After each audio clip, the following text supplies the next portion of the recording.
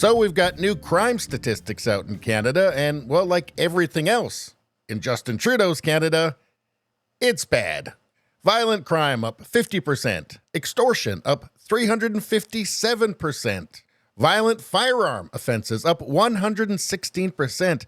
I guess they must have forgotten to tell the criminals about Justin Trudeau's gun control measures. Auto thefts up 46% and sexual assaults up 75%.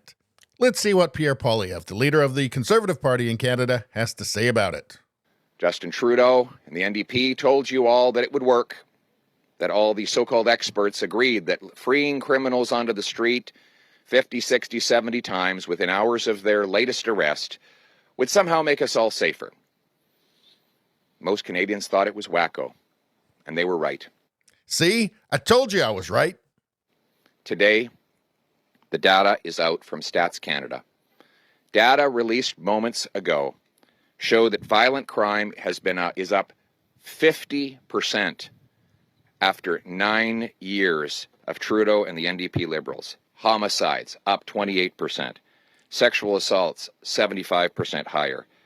Violent firearm offenses up 116%, more than double.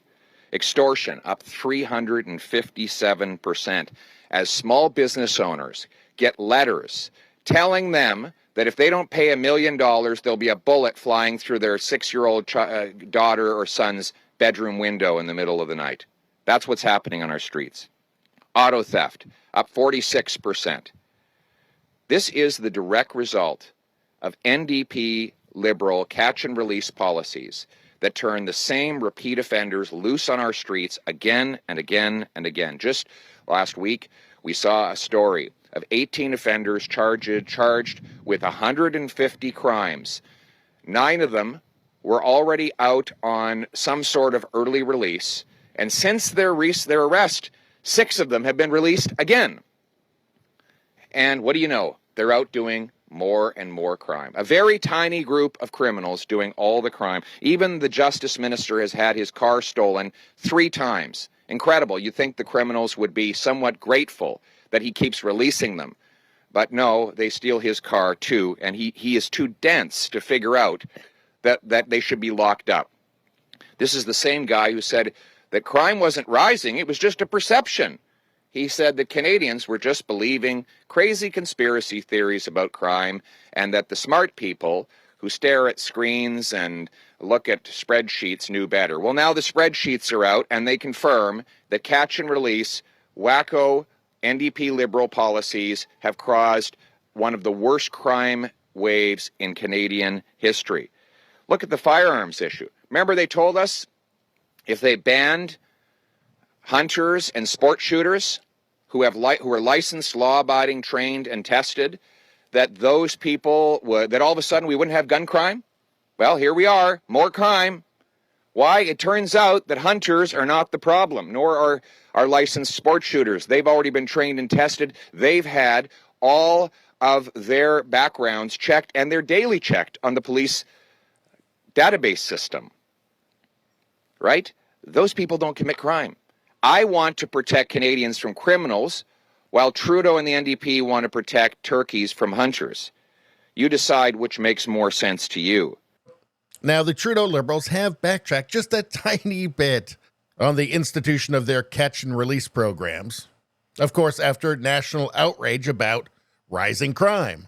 And again, like everything else the Trudeau government does, it hasn't worked. Trudeau bail reforms don't appear to be doing anything. In a recent carjacking dragnet, more than 40% of suspects were on bail. Says, but the reforms didn't impose any hard provisions to dissuade bail-generous judges, and it applied almost entirely to violent crimes committed with a weapon. Serial thieves or offenders who committed violence with their hands weren't affected at all. And of course, it does appear that the Canadian justice system has become completely dominated by wokeness, and of course at Justin Trudeau's encouragement. And if there's one thing we know about the woke, they don't care about reality, and they certainly don't ever like to admit that they were wrong, and will refuse to do so.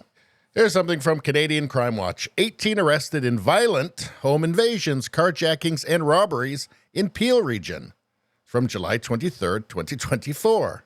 And I'm not even being facetious here. I wonder how many are here on student visas. Here from Senate of Canada.